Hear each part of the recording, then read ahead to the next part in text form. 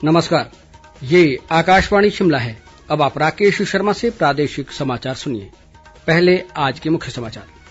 प्रधानमंत्री नरेंद्र मोदी ने लोगों से आगामी त्योहारों में स्थानीय उत्पादों की रिकॉर्ड खरीदारी करने का किया आह्वान।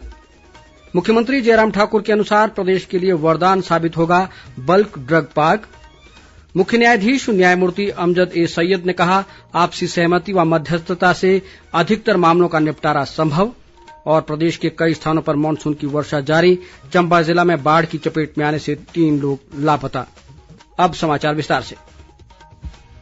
प्रधानमंत्री नरेंद्र मोदी ने आगामी त्योहारों को देखते हुए लोगों से स्थानीय उत्पादों की खरीदारी के अभियान तेज करने की अपील की है। आकाशवाणी से आज मन की बात कार्यक्रम में उन्होंने इस बात पर जोर दिया कि लोगों को खादी, स्थानीय हथकरघा और हस्तशिल्प सहित स्थानीय उत्पादों की खरीद भी करनी चाहिए। और अधिक ब्यौरे के साथ ये रिपोर्ट।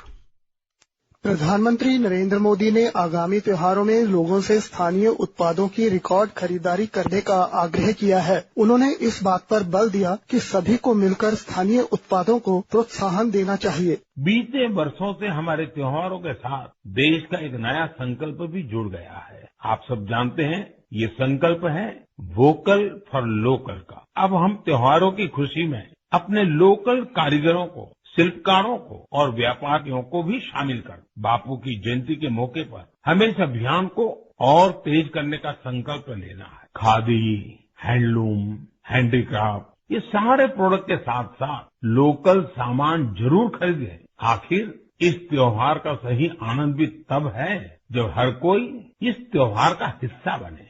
प्रधानमंत्री ने कहा कि कल से 9 दिन का नवरात्र पर्व शुरू हो रहा है। उन्होंने कहा कि पूरा देश आगामी त्योहारों को लेकर उत्साहित है। उन्होंने त्योहारों के दौरान पॉलिथीन बैग के उपयोग पर निराशा जताई।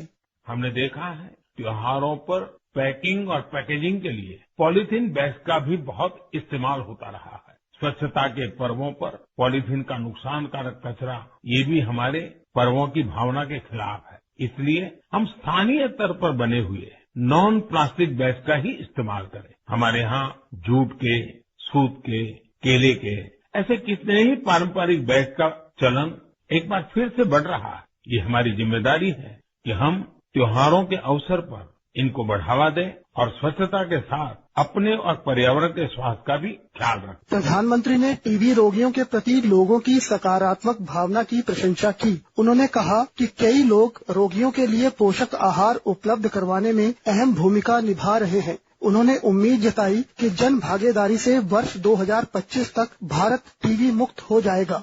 आपने भी देखा होगा कि लोग आगे आकर किसी न किसी टीबी से पीड़ित मरीज को गोद ले रहे हैं, उसके पौष्टिक आहार का बीड़ा उठा रहे हैं।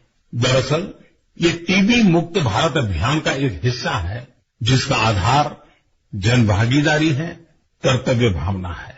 सही पोषण से ही सही समय पर मिली दवाइयों से टीबी का इलाज संभव है। मुझे विश्वास है कि जन भागीदारी की शक्ति से वर्ष 2025 तक भारत जरूर टीबी से मुक्त हो जाएगा। प्रधानमंत्री ने आज पंडित दीनदयाल उपाध्याय की जयंती पर उन्हें याद किया। उन्होंने पंडित दीनदयाल उपाध्याय को एक महान मानवतावादी चिंतक और भारत का सच्चा सपूत बताया। रितेश कपूर, आकाशवाणी समाचार, शिमला।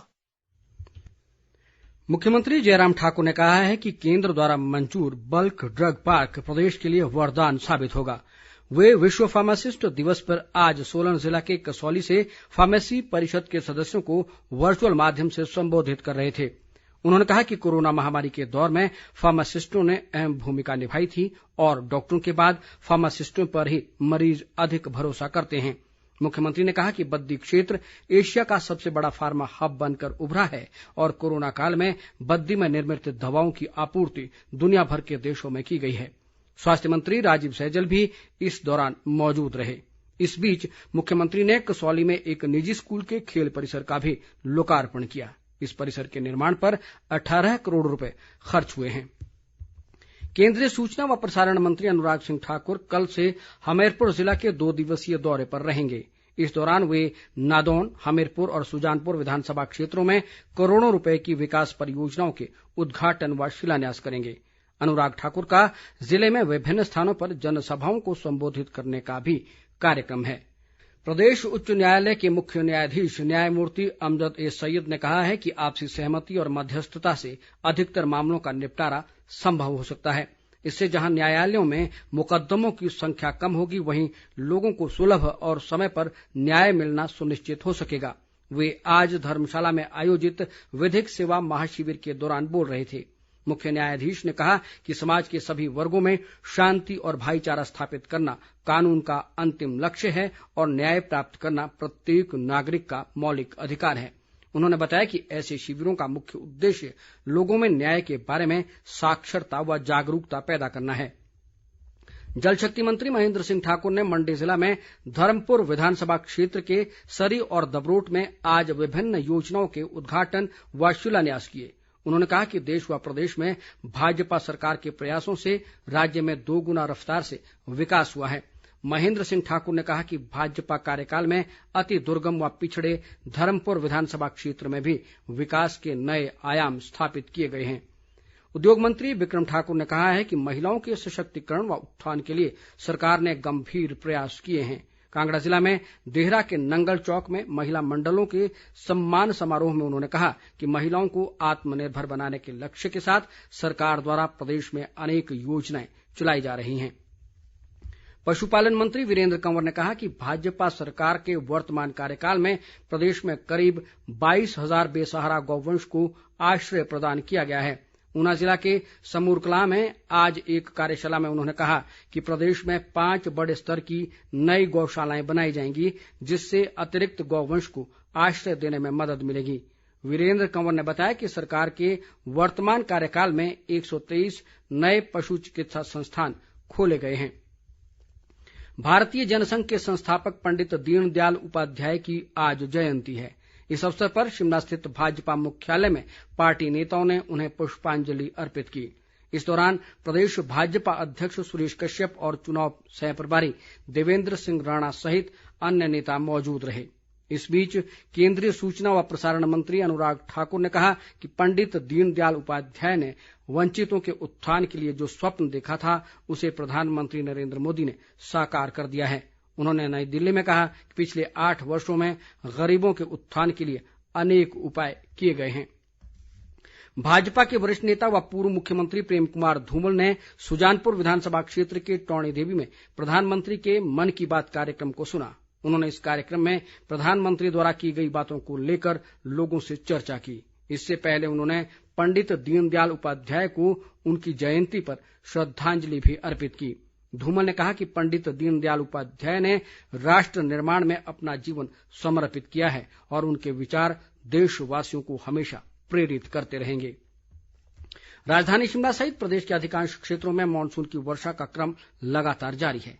इससे जहां कई स्थानों पर मार्ग अवरुद्ध हुए हैं, वहीं नदी नालों के जलस्तर में भी वृद्धि हो रही है। चंबा जिला के भरमौर के तहत बकानी खड्ड में बादल फटने से आई बाढ़ में 3 लोगों के बहने का समाचार है।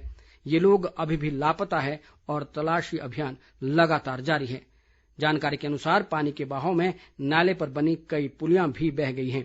मौसम विभाग ने अगले 24 घंटों के दौरान कहीं कहीं वर्षा जारी रहने की संभावना जताई है।